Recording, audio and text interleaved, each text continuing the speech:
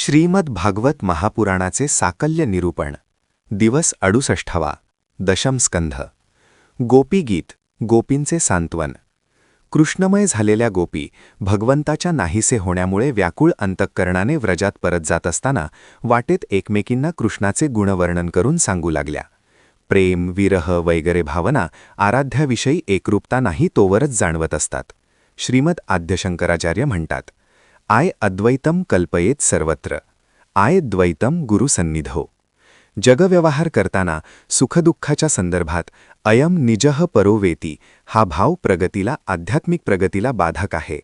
विनिमयापुरती सोये सवलत हितकरच पण अंतःकरणात उदारताच हवी असं भावनिक अद्वैत कल्याणकारकच आहे आणि द्वैत अहितकर आहे.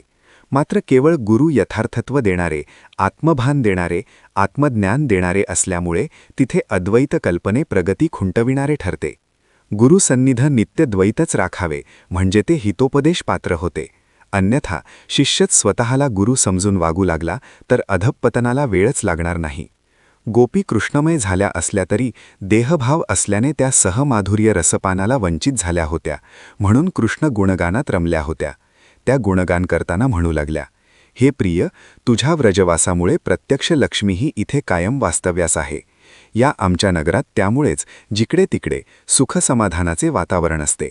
जिथे लक्ष्मी नाही तेथील जीवनाला काही अर्थच उरत नाही, कारण लक्ष्मी योगानेच सर्व साध्य साधतात आणि तो लक्ष्मीयुक्त सर्व गुणसंपन्न ठरतो. सर्वे गुणाः कांचनम आश्रयन्ते असे त्यामुळेच तर म्हणतात. तुमच्या प्रेयप्राप्तीसाठीच ज्यांनी आतापर्यंत जीवरक्षण केलं आहे त्या आम्ही दशदिशांना तुला शोधित आहोत.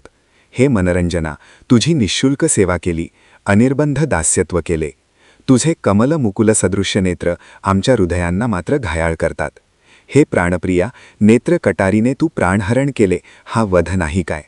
यमुनेच्या विषारी पाण्यापासून कालिया दमनाने व्रजवासींचे रक्षण केला. अघासूर वत्ससूर इंद्राच्या अतिवृष्टीच्या रूपाने आलेल्या अरिष्ठाला व्योमासुराला परास्त करून तू आमचे सर्वांचे रक्षण केलेस. तू सर्वांचा तारक आहेस. ब्रह्मदेवांच्या विनंतीवरून जगाच्या रक्षणासाठीच तुम्ही अवतार घेतलात. भयग्रस्तांचे भय दूर करून त्याचे कल्याण तुम्हीच करता. कालियाच्या मस्तकावर आपल्या चरणकमल स्पर्शाने त्याचा विषदाह शांत झाला. आमच्या हृदयातही असाच विरहदाह उसळला आहे. तो कदाचित तुझ्या चरणस्पर्शासाठीच आसुसला असेल. तेव्हा तू लवकर तुझे पदचिन्ह आम्हावर अंकित कर. तुमच्या मुखातून आलेली वाक्ये पंडितांनाही मोहित करतात.